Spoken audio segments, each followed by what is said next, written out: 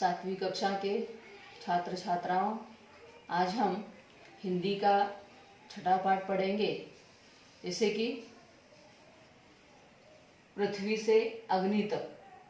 इस पाठ को लिखने वाले लेखक डॉक्टर एपीजे अब्दुल कलाम हैं। तो चलो बच्चों, डॉक्टर एपीजे अब्दुल कलाम क्या कहते हैं, उनका जन्म कहाँ हुआ है देखेंगे। पहले से 15 अक्टूबर 1931 को उनका जन्म तमिलनाडु राज्य में रामेश्वरम इस गांव में हुआ। उनका मृत्यु 27 जुलाई 2015 में हुई। उनकी जो रचनाएं हैं, उन्होंने एपीजे अब्दुल कलाम ने जो पुस्तकें लिखी हैं, वो लेखक भी थे। अग्नि की उड़ान, छुआ आसमान आदि पुस्तकों में लिखे हैं। उनका परिचय है, डॉक्टर एपीजे अब्दुल कलाम जी ने राष्ट्रपति पद को विभूषित किया है। वह भारत देश के राष्ट्रपति भी थे। अनमोल योगदान के लिए उनको भारत रत्न से सम्मानित किया गया है। प्रस्तुत आत्मकथा अंश में लेखक ने अग्नि के प्रक्षेपण में आने वाली कठिनाइयों, वैज्ञानिकों के अथक परिश्रम को बताया गया है। इस पाठ में जो कि आत्मकथा है, अग्नि जो मिसाइल है, उसकी उड़ान में जो कठिनाइयां आते हैं और जो परिश्रम किए हैं वैज्ञानिकों ने, उस कठिनाइयों को बताया गया है। तो हम देखेंगे। शुरू में बच्चों, यहाँ स्व अध्ययन एक नीचे दिया गया है। उसमें किसी महान विभूति का जीवन क्रम वर्षानुसार बनाकर लाओ और पढ़ो, जैसे जन्म, शालेय शिक्षा आदि। तो आप सभी बच्चे एपीजे अब्दुल कलाम का जन्म और शिक्षा लिखकर लेकर आना चाहिए। सभी बच्चे एपीजे अब्दुल कलाम का जीवन क्रम लिखेंगे। तो चलो पाठ में क्या है हम आप देखेंगे। बाला सरोवर में अंतरिक्ष परीक्षण का काम पूरा होने में अब भी कम से कम 1 साल की देरी थी। हमने पृथ्वी के प्रक्षेपण के लिए श्रीहरिकोटा अंतरिक्ष केंद्र में विशेष सुविधाएं स्थापित की। इनमें से एक लॉन्च पैड, ब्लॉक हाउस, नियंत्रण उपकरण तथा चलित दूरमिति केंद्र शामिल थे। तो बच्चों, पृथ्वी उपग्रह को 25 फरवरी 1988 को सुबह 11:23 पर छोड़ा गया। यह देश के रॉकेट विज्ञान के इतिहास में एक युगांतकारी घटना थी। युगांतकारी यानी सालों साल सबके ध्यान में रहने वाली घटना, यानी कि युगांतकारी घटना। निर्देशित मिसाइलों के क्षेत्र में एक आत्मनिर्भर देश के रूप में पृथ्वी के उद्भव ने संसार के सभी विकसित देशों को विचलित कर दिया। सामर्थ्यशील नागरिक, अंतरिक्ष उद्योग और व्यवहार्य मिसाइल आधारित सुरक्षा प्रणालियों ने भारत को चुनिंदा राष्ट्रों के समूह में पहुंचा दिया। चुनिंदा यानी चुने गिने राष्ट्रों में इस भारत को पहुंचा दिया इस मिसाइल ने। पृथ्वी से अग्नि तक, जो कि पृथ्वी और अग्नि ये मिसाइलों के नाम हैं। लेकिन क्या एक पृथ्वी ही पर्याप्त होगा?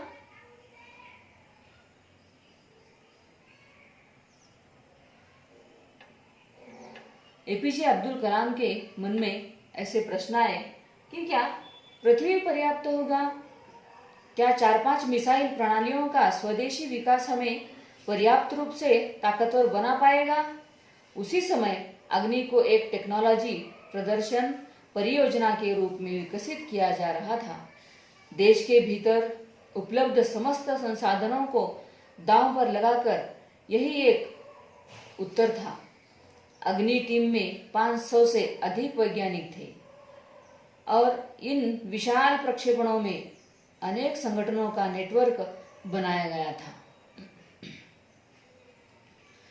बच्चों, इस अग्नि मिसाइल को तैयार करने में उस टीम में 500 से अधिक वैज्ञानिक थे। अग्नि का प्रक्षेपण 20 अप्रैल 1989 को निर्धारित किया गया था। यह एक अभूतपूर्व अभ्यास होने जा रहा था। अंतरिक्ष प्रक्षेपण यान के विपरीत मिसाइल प्रक्षेपण में व्यापक स्तर पर सुरक्षा संबंधी खतरे शामिल होते हैं। प्रक्षेपण की पूर्व तैयारी की सारी गतिविधियां तय कार्यक्रम के अनुसार पूरी हो गई थी। अब वो उड़ान भरने वाला था। जिस समय हम T14 सेकंड पर थे, कंप्यूटर ने सेकंड दिया कि उपकरणों में से कोई एक ठीक से काम नहीं कर रहा है।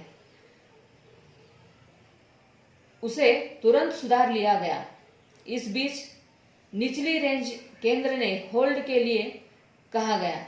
अगले कुछ सेकंडों में जगह जगह होल्ड की जरूरत पड़ गई। हमें प्रक्षेपण स्थगित करना पड़ा क्योंकि मिसाइल में कुछ खराबी आने के कारण जगह जगह पर होल्ड करना यानी रुकना, रुक रुक कर काम करना पड़ रहा था। बच्चों, आपको एक खोजबीन करना है। जैसे अंतर्जाल से पद्म भूषण से विभूषित विभूतियों की जानकारी का संकलन करके सुनाओ। आपको आपके कॉपी में लिखना है और पद्म विभूषण किस किस को मिला है वह उनके नाम लिखकर आपको क्लास में अगली ताशिका में सुनाना है। तो आप सभी नाम लिखकर निकालें, अंतर्जाल से ढूंढे, खोजें और उनके नाम लिखें। मैं अपनी टीम के सदस्यों से मिलने गया जो सदमे से और शोक की हालात में थे। मैंने SLV-3 के अपने अनुभव को उनके साथ बांटा। मेरा प्रक्षेपण यान तो गिरकर समुद्र में खो गया था, लेकिन उसकी वापसी सफलता के साथ हुई। आपकी मिसाइल अभी तक आपके सामने है। वास्तव में आपने कुछ भी ऐसा नहीं खोया है जैसे 1-2 हफ्ते के काम से सुधारा न जा सके। इस विवरण ने उन्हें जड़ता की हालत से झकझोर कर बाहर निकाल दिया और सारी की सारी टीम उपप्रणालियों की जांच और उन्हें ठीक करने के काम में फिर से जुट गई। जैसे कि APJ अब्दुल कलाम ने अपनी पृथ्वी से जो पृथ्वी लॉन्च किए थे तब समुद्र में जाकर गिरा था, फिर भी वह सुरक्षित बाहर आया। अभी ये जो अग्नि मिसाइल तैयार किए हैं वो तो सभी सामान आपके सामने है, तो आप क्यों नाराज हो, ऐसा APJ अब्दुल कलाम ने उनको समझाया। अगले 10 दिन तक दिन रात चले विस्तृत विश्लेषण के बाद हमारे वैज्ञानिकों ने मिसाइल को 1 मई 1989 को प्रक्षेपण के लिए तैयार कर लिया।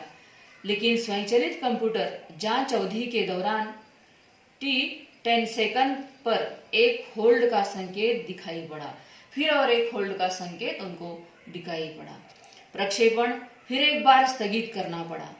रॉकेट विज्ञान के क्षेत्र में इस तरह की जांच से बहुत आम है और अक्सर अन्य देशों में भी होती रहती है। मैंने DRDL RCI परिवार के 2000 से भी अधिक सदस्यों को संबोधित किया। बहुत मुश्किल से ही कभी किसी प्रयोगशाला या R&D संस्थान को देश में पहली बार अग्नि जैसी प्रणाली विकसित करने का अवसर मिला है। यह महान अवसर हमें दिया गया है। स्वाभाविक रूप से बड़े अवसर अपने साथ बराबर की चुनौतियां लेकर आती हैं। हमें हिम्मत नहीं हारनी चाहिए। समस्याओं को हमें हराने का मौका नहीं देना चाहिए। देश को हमसे सफलता से कम कुछ भी पाने का अधिकार नहीं है। आइए सफलता को लक्ष्य बनाएं। अपना संबोधन लगभग खत्म कर चुका था कि मैंने लोगों को कहते हुए पाया, मैं आपसे वादा करता हूँ, महीने के खत्म होने के पहले ही अग्नि का कामयाबी से प्रक्षेपण करने के बाद हम यहाँ वापस मिलेंगे। यह किसी आश्चर्य से कम नहीं था कि कैसे सैकड़ों कर्मचारियों ने लगातार काम करके प्रणाली की तैयारी का काम स्वीकार्यता परीक्षणों सहित केवल 10 दिन में पूरा कर डाला। लेकिन अब बाधाएं पैदा करने की बारी विपरीत मौसम की थी। अब सभी तो बहुत कुछ अच्छा हो चुका था, तो मौसम अगर बाधाएं लाए तो फिर अग्नि रुक सकता है, ऐसा सभी को लगने लगा।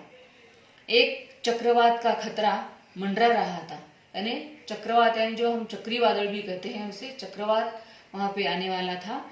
सभी कार्य केंद्र उपग्रह संचार के जरिए आपस में जुड़े हुए थे।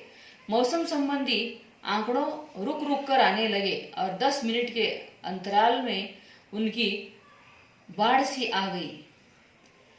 अंततः प्रक्षेपण 22 मई 1989 के रोज निर्धारित किया गया। यह पूर्णिमा की रात थी। ज्वार के कारण लहरें किनारों से टकराकर और अधिक शोर मचा रही थी। क्या हम अग्नि के प्रक्षेपण में कल सफल होंगे? यह सवाल हमारे दिमागों में सबसे ऊपर था, लेकिन हम में से कोई भी उस सुंदर रात के जादू को खंडित करना नहीं चाहता था। तो बच्चों सुनो तो जरा, विज्ञान प्रदर्शनी के लिए बनाए गए उपकरण बनाने की विधि एवं उपयोग सुनो और सुनाओ। देखिए आप नीचे एक लंबी खामोशी तोड़ते हुए आखिरकार रक्षा मंत्री महोदय ने मुझसे पूछा, कलाम, कल तुम अग्नि की कामयाबी का जश्न मनाने के लिए मुझसे क्या उपहार चाहोगे? यह एक मामूली सा सवाल था, लेकिन मैं तत्काल उसका कोई भी जवाब नहीं सोच पाया। मैं क्या चाहता था, क्या था मेरे पास जो नहीं था, कौन सी चीज मुझे और खुशी दे सकती थी? और तब मुझे जवाब मिल गया, हमें RCI में लगाने के लिए 1,00,000 पौधों की जरूरत है। मैंने कहा, अगले दिन सुबह 7:10 पर अग्नि मिसाइल प्रज्वलित हो उठी। यह एक परिपूर्ण प्रक्षेपण था। सभी उड़ान मानक पूरे हुए। यह एक दुस्वप्न भरी नींद के बाद एक खूबसूरत सुबह में जागने जैसा था। हम अनेक कार्य केंद्रों पर 5 साल की कड़ी मेहनत के बाद लॉन्च पैड पर आए थे। पिछले 5 हफ्तों के गड़बड़ियों की एक श्रृंखला की अग्नि परीक्षा से गुजर रहे थे, लेकिन अंततः हमने यह करके दिखाया। यह मेरे जीवन के महत्तम क्षणों में से एक था। सिर्फ 600 सेकंड की भव्य उड़ान ने हमारी सारी थकान को एक पल में धो डाला। सालों की मेहनत का शानदार नतीजा मिला और ऐसी तरह अग्नि जो कि मिसाइल था वो अंतरिक्ष में उड़ा और सबको यश हासिल हुआ। और जो भी सभी नाराज थे, सोच रहे थे, वो सबको बाजू में रखकर मेहनत का फल मिला और मेहनत करते रहे। इसलिए बच्चों, मेहनत का फल मीठा होता है। सभी नाराज ना हो, मेहनत जरूर करें।